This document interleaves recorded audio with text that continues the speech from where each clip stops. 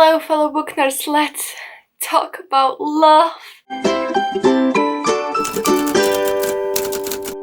Hello everyone, this is Gabby and happy Valentine's. I am very excited to be bringing this special video to you on this special day full of love. I mean, it is a commercialized holiday, but I think any occasion to celebrate love or your partner is awesome. So you know what, let's go with it. So for this video, I decided to share 10 favorite Sapphic books / Sapphic couples I have with you. And I read so many good Sapphic books last year that I had loads of possible recommendations, and these are just some of my favorites. I didn't want to just focus on the romance, so it's like books with Sapphic romance but like not pure romance, if that makes sense. I love these so much and I just want to share them with you. So let's kick it off because no one is here for my waffling. First book I wanted to talk about was A Dark and Hollow Star by Ashley Shuttleworth. So this book is an urban fantasy set in Canada, in Toronto, and we follow a world where there's fae, but they live in the underground world, special world, you know, the usual spiel. There's like magical creatures, but humans don't know. There is a string of murders where a bunch of half-fae people get murdered. And yes, it doesn't sound like the greatest ground of romance, but that just means you didn't read any YA. Ever, because murder is the best fertilizer for romance, and this is how our two main characters get together. One of them is a nightmare. No, what is she? She's a you know those harpy women from Greek mythology? They can see the future or something. I don't know. She's like a mythological creature, and then the other main character is half-fae herself. The two of them team up for this investigation and kind of fall in love. It's pretty slow burn, to be fair. They don't like profess internal love by the end of the book, but it's a long series, so this is just the beginning. But I love them together. The chemistry was amazing.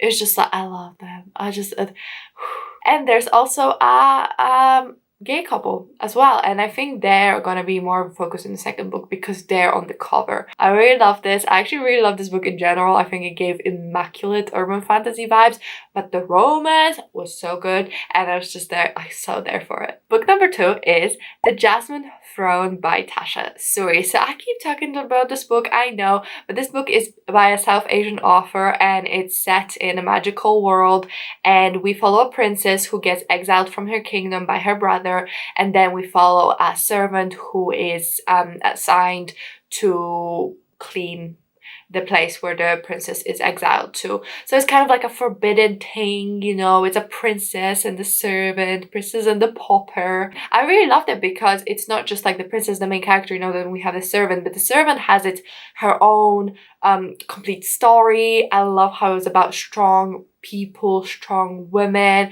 It has got a very interesting mythology behind it, and overall I really enjoyed the romance because it was forged in fire, it was forged in mutual respect, and it was forged in support, and I really loved that. And it was like it had hard, you know, ground to grow on, so I really loved it. And you know, like, just so cute, and I really like it. I love the author's a TikTok as well. She talks a lot about Sapphic ships, so it just makes me happy.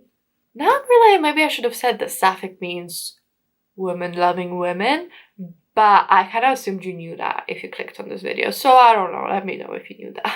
Next book I want to recommend is She Who Became the Sun by Shelley Parker Chan.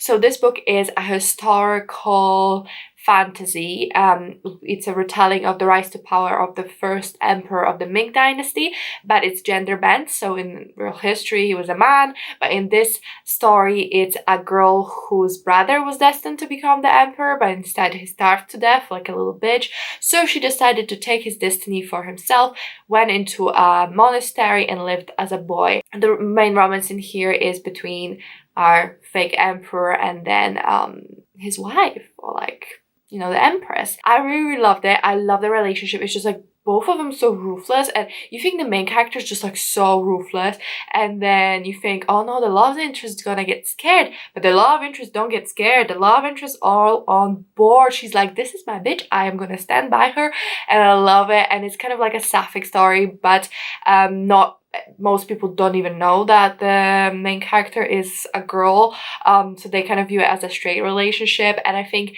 that plus the added conversations around gender identity and all of that in the main character was just so powerful and so cool. And I cannot wait to see the two main characters just let the world burn, and it's gonna be awesome.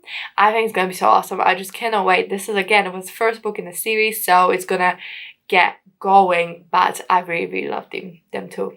I love that let's watch the world burn together kind of romance, and this one just delivered. So the next one is Mirage by Samaya Dawn. So I really love this book, the first book being the Mirage, and I thought it was like really brilliant. So the premise of it is that there is a girl, this is futuristic sci-fi, and there's a girl and she lives on this planet, and one day gets kidnapped to be the doppelganger for the princess because they look identically. They look identically. Yes, so she has to go on all these different functions and might risk getting murdered. So you would think, oh, so the two of them fall in love? And that would be weird because they look exactly the same. No, it doesn't get Sapphic until book 2. So the princess gets a love interest in the second book, and that's where it gets Sapphic. So that one is called Court of Lions. I think both of the books are amazing and both of the romances are amazing, but I really like the romance in the second book between the princess and another woman, and I wasn't expecting it because maybe they were hinting at it in book 1, but I just didn't pick up on it or something. But it was so good just to see it go there, and I was like, what? And this is just a duology, so it's perfect if you don't want too much of a commitment. The main character is one thing, but then the princess, who kind of becomes a bit more of a prominent character, is so terrible in the beginning and has the most amazing character growth, and you're just so happy to see her get a love interest because you're like, you deserve that one, boo. Go knock yourself out. So yeah, really love it. Not enough people talk about Mirage. It's just such a good book series. Next up on the list is The Priory of the Orange Tree by Samantha Shannon. It's so sad because I actually have the physical book and it's signed, but it's in my attic. You probably hear me say this in every video and you're sick of it. I'm sorry, it's so sad, but it's in the attic and it's not coming down anytime soon. But yes, Priory of the Orange Tree is an epic, sapphic, high fantasy, and it's a brick and a half. I think it's like 1,000 pages or something. I don't know. It's a bit ridiculous, but it is a standalone. I don't even really know how to summarize it, but there's a kingdom, there's a queen, and there's dragons, and they have to go on this journey of knowing how to defeat the evil dragon. It's cool. It's a really long book, so it's a bit of a commitment, but the main relationship is Sapphic, and I really like both sides of that one and how that was very bittersweet and really sad and a lot of pining. We love pining, so that was really cool to see. I really enjoyed that aspect of it. So yeah, it's a good book. Very long. I listened to the audiobook, actually. It was pretty good. I really enjoyed it, although it's a bit complicated. I really want to reread it physically, thinking maybe I like it even a little more because I'm not going to be as confused. Next book is The Midnight Girls by Alicja Jasińska. So this is a book I read quite recently. It came out in December, and it's a Polish-inspired historical fantasy.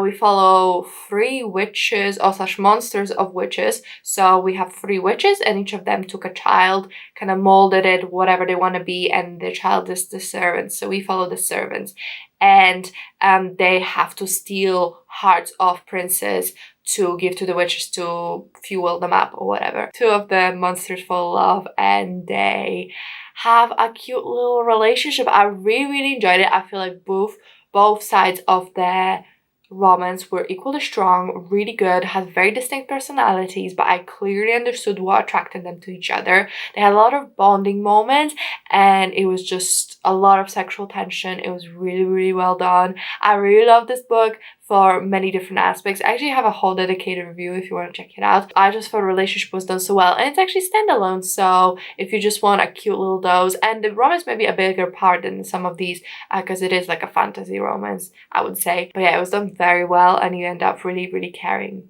about all of the relationship sides. Next book is A Curse of Roses by Diana Pinguccia. So this book is by a Portuguese author. It's a kind of like a mythology retelling fantasy, and it's about a princess who anytime she touches food it turns into flowers. It's kind of like a paranormal, I don't even know, it's like a weird thing, but there is a Sapphic romance and I really enjoyed it. I again made a dedicated review for this book quite a while ago. I think it came out about a year ago, but I really enjoyed it. I thought it was maybe a bit underrated because no one really talked about it, but the romance was really good and the story itself was very engaging, and you ended up being quite disturbed. I don't know, maybe if you're struggling with food or mentions of food, that kind of thing, that could be triggering. Overall I really enjoyed that one, and again a very good romance, and it's cool to see a Portuguese author talked about widely, you know, that's pretty cool. So yeah, really enjoyed it. Next up we have The Seep by Chana Porter. So this book is a sci-fi and it's quite short. I think maybe it's like a novella or a very short book, but in this book we follow a world that was invaded by aliens, but the aliens are kind of parasites that go into humans, can't live really outside of humans, but what they do is just give people joy and make them happy and feel fulfilled. So there's no wars, there's no famine, there's no suffering in the world after these things have invaded Earth. And we follow a woman, a transgender woman who lived before the invasion and then after the invasion, and her partner that was lived with her for a very long time before, and they were in love. A woman, she decides to become a child again. So something you can do in this world is become a child again, and kind of get rid of all the trauma you're carrying around with each other. So she made that decision because she felt like she was brought down by the trauma she experienced in her life, and that really hits the main character hard.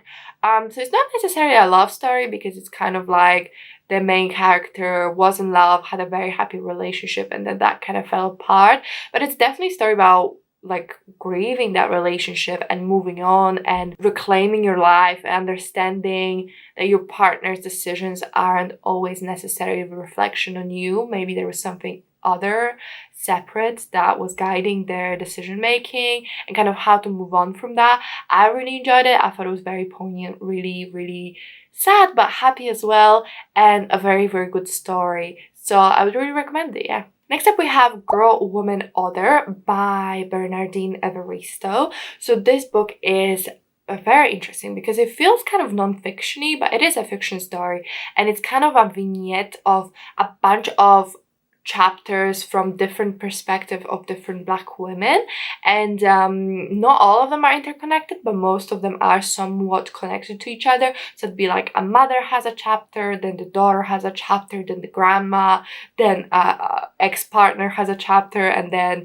a neighbor has a chapter, you know, like that kind of thing, but it's all Black women. And I really love this book. It was a major surprise, but the audiobook was done so well. It was very confusing at first because obviously I was reading the audiobook and I didn't really catch on with the names quickly enough. The story was so diverse, so it's not just one romance, but it's like a diaspora and like I said, vignette, and like a bunch of different relationships and people that were interconnected with each other somewhat. There's a couple of Sapphic romance, I think, a couple of Sapphic characters, there's even a transgender character, there's a very wide variety of different people's experiences, but that made it really cool. So it's not like one romance you get to root for, but at the same time it's like a beautiful story of many very diverse, beautiful women with such different life experiences that it would really like shook me to the core. I don't know, it meant really a lot to me, so I really would recommend that one. And the last book, everyone knows it, but I just wanted to put it in there because it's my absolute favorite,